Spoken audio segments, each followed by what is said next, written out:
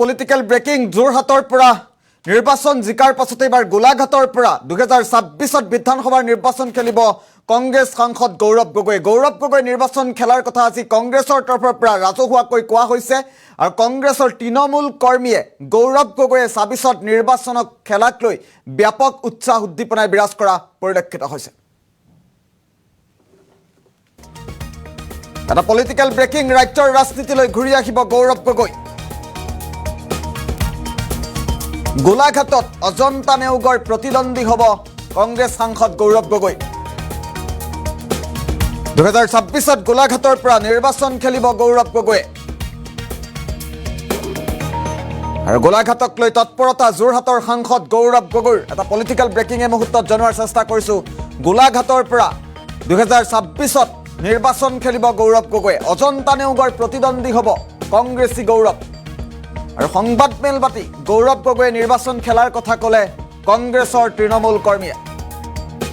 পুনৰবাৰ উল্লেখ কৰিছোঁ, ৰাজ্যৰ ৰাজনীতিলৈ ঘূৰি আহিব কংগ্ৰেছ সাংসদ গৌৰৱ গগৈ। গৌৰৱ গগৈয়ে 26ত গোলাঘাটৰ পৰা নিৰ্বাচন খেলিব আৰু গোলাঘাটত অজন্তা নেওগৰ প্ৰতিদ্বন্দ্বী হ'ব গৌৰৱ গগৈ। 2026ত গোলাঘাটৰ পৰা নিৰ্বাচন খেলিব গৌৰৱ গগৈয়ে। পুনৰবাৰ উল্লেখ কৰিছোঁ, অজন্তা নেওগৰ প্ৰতিদ্বন্দ্বী হ'ব গৌৰৱ। গোলাঘাটক লৈ তৎপৰতা যোৰহাটৰ সাংসদ গৌৰৱ গগৈ আৰু অজন্তা নেওগৰ প্ৰতিদ্বন্দ্বী হ'ব। আমি পুনৰবাৰ উল্লেখ কৰিব বিচাৰিছোঁ, সংবাদ মেল পাতি গৌৰৱ গগৈ নিৰ্বাচন খেলাৰ কথা আজি ৰাজহুৱা কৰিছে আৰু গোলাঘাটৰ প্ৰায়বোৰ অনুষ্ঠানতে এতিয়া গৌৰৱ গগৈক দেখিবলৈ পোৱা গৈছে।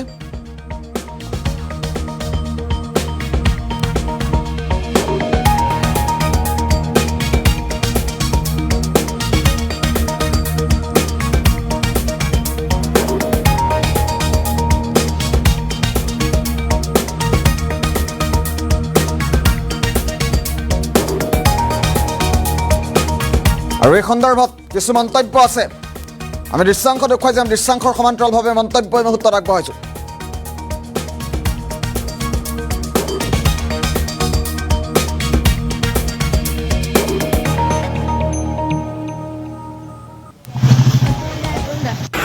যিটো তৎপৰতা গোলাঘাট সমষ্টিক লৈ মেলি তেওঁ কিবা এটা চিন্তা কৰিছে, সেইটো কাৰণে আমি যেতিয়া প্ৰতিটো সময়তে গ্ৰুপবিলাকত আমি মিটিং কৰিলে তেওঁক আমি প্ৰেৰণ কৰিবলৈ তেওঁ কয়, ফটোবিলাক প্ৰেৰণ কৰিবলৈ দিয়ে। তো যিমানখিনি আমাৰ কাম কাজ তাৰ ওপৰত তেওঁ নজৰ দি আছে আৰু তেওঁ যদি মনত একো ভাবি থকা নাই তেনেকৈ হ'লেতো তেওঁ ইমান গুৰুত্ব নিদিলে হয় নিশ্চয়।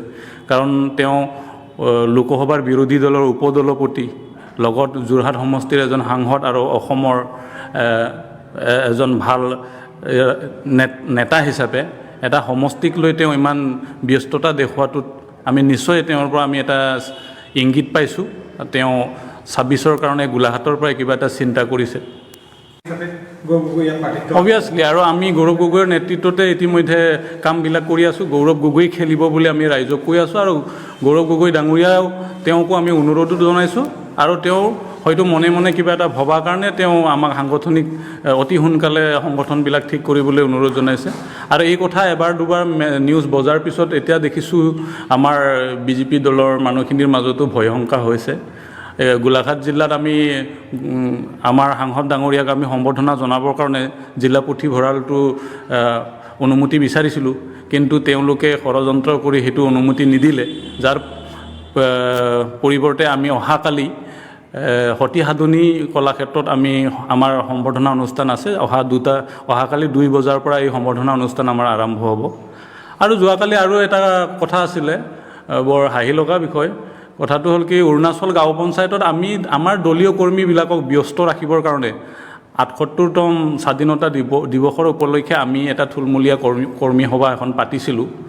আৰু সেই পতাৰ লগে লগে তেওঁলোকে ইমানেই ভয় শংকা, এটা ৰুলিং গভমেণ্টৰ বিত্তীয় মন্ত্ৰীকে প্ৰমুখ্য কৰি এজন সাংসদ আহি অৰুণাচল গাঁও পঞ্চায়তৰ আমাৰ সভা হৈ থকা দেখি ইফালৰ পৰা সিফালে ঘূৰি ফুৰিছে।